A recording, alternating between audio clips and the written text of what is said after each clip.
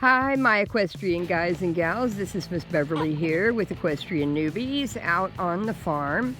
Today, a fairly decent day, although we've been having a lot of crappy rain the last few days. Say hello to the chickens. Chickens and rooster making an appearance. They're really growing, you guys. They're really growing well.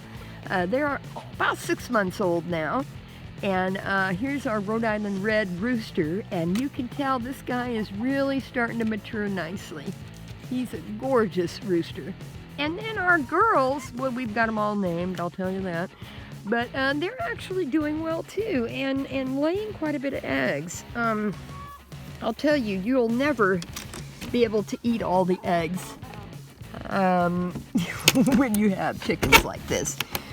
There is just so much of an abundance that I'm telling you right now.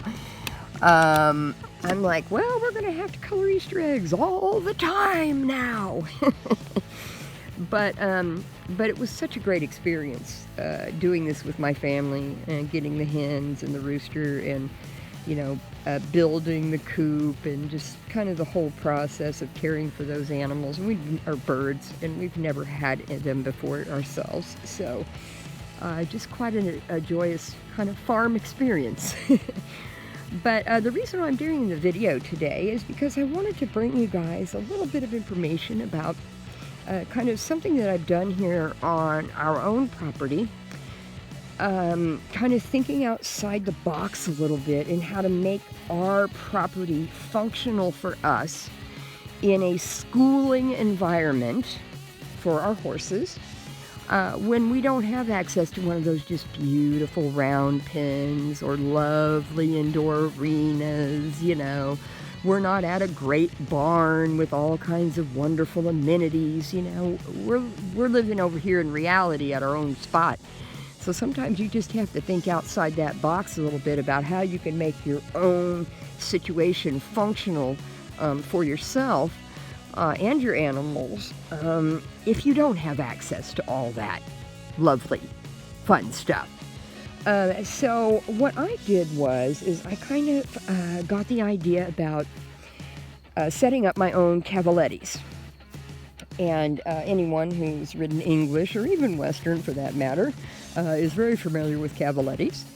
And obviously these are not truly cavaletti poles. Basically what these are 3.5 inch by 6.5 foot fence posts, bottom line. And what I did here, as you can see, is kind of, I bought some spray paint. I was just going to spray paint them white. Well, that didn't work out very well. Hence, that's the only one that's done. But at some point, I will paint this correctly with real paint and actually, you know, make them into, you know, truly more like cavaletti poles. But what I've set up here is a basic fan configuration. You can find different cavaletti setups all over online, on YouTube, you name it. This is a particular fan setup with the 4 poles. Essentially, there's about 4 foot or 4.5 foot between each one. So this is essentially a walking fan cavaletti setup. So in other words, with the horse's gait as he's walking through here, it's roughly enough for 4.5, or for walking. If I was going to make it trotting, I'd have to spread them out further, obviously. And so based on what you're wanting to do, when you're looking at configurations and how to set something up like this, then you're going to want to consider whether you're going to come through it with walking or you're coming through trotting. A lot of times when you're using cavaletti poles, you're going to actually be trotting, and that's the primary, you know, basis. But for what I'm using it for, with my lovely, as you can see him over here, let's see if we can see him through all of our damn grass. Smoke, where are you, buddy? Yeah, way out there. So for him, he's pigeon-toed.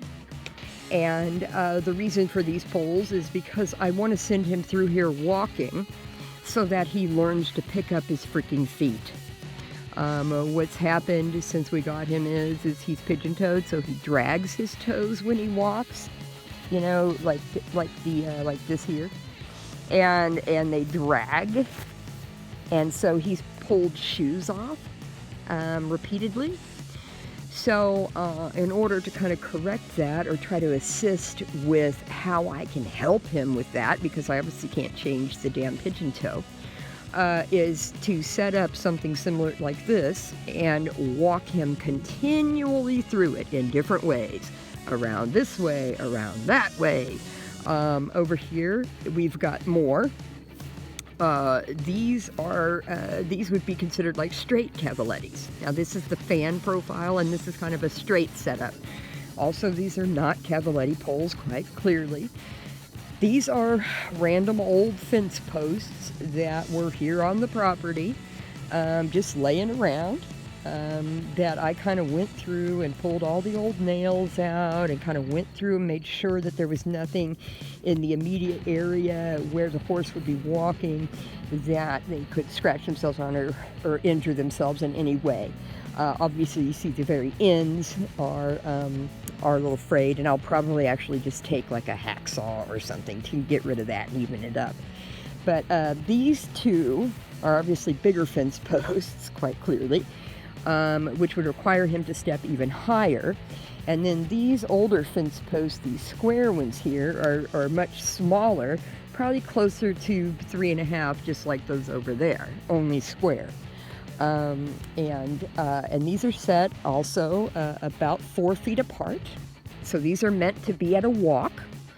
What I plan on doing is, like I said, is taking Smoke through these from all angles, coming around from this way, coming around from this way, down here, back there. Same thing with these poles. Getting him used to continually picking up his feet. And I think that will help.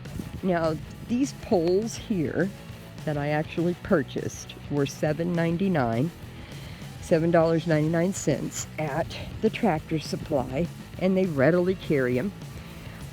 They're easy to, easy to load in your truck. They're not extremely heavy.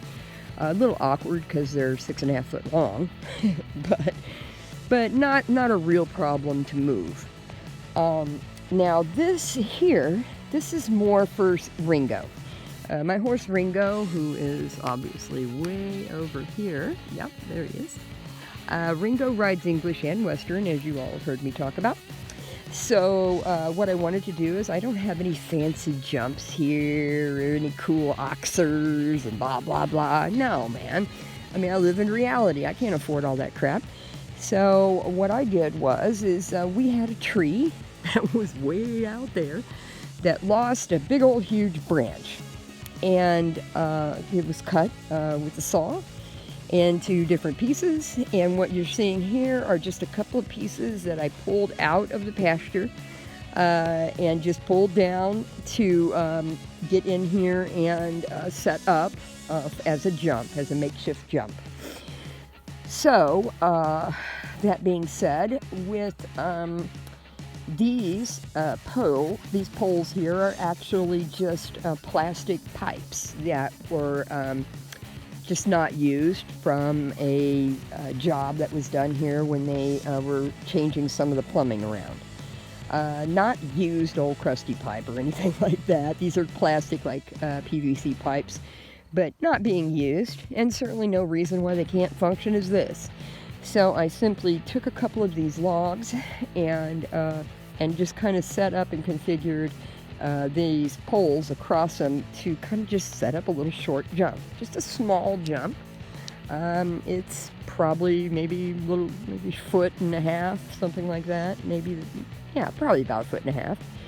And what I plan on doing is, you can see there's another piece here, and I've got more out in the pasture.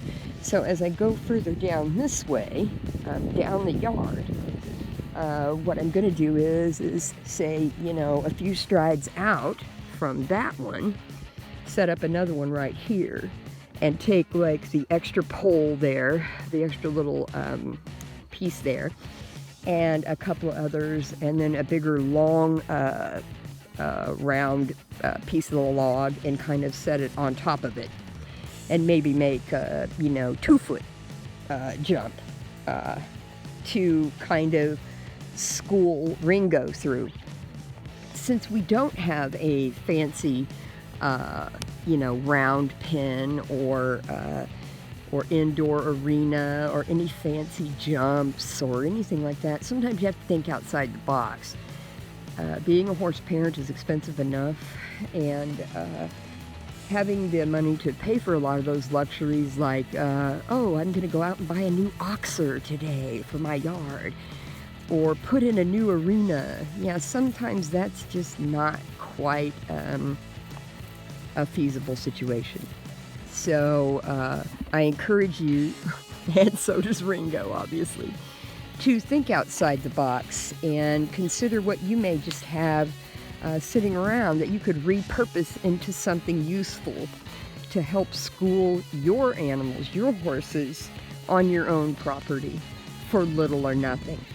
And I encourage you to reply below and let me know something that you've done on your property, or something you do to kind of think outside that box to make your property functional for you and your horses. Alrighty, this is Miss Beverly with Equestrian Newbies, and Smoke and Ringo over there. And yeah. Alright, thank you guys. God bless, and wherever you're at, enjoy the beautiful day, whether it's truly beautiful outside or not. It's beautiful as long as you're enjoying it. Thanks a lot. Bye-bye.